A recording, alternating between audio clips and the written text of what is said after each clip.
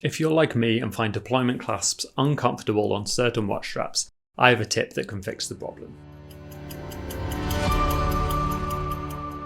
I find on certain watch straps the clasp can dig into your wristbone even when the strap and clasp are sized correctly for you.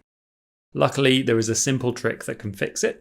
All you need to do is swap the strap around so that the deployment clasp is at the bottom of the watch in the 6 o'clock position. This takes the pressure off the wristbone straight away.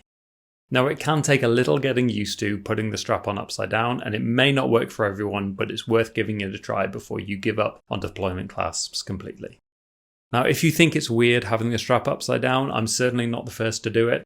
IWC has done it on the Portofino models, Tag Heuer, and even Patek Philippe has done it on several watches, so it's certainly not a new idea.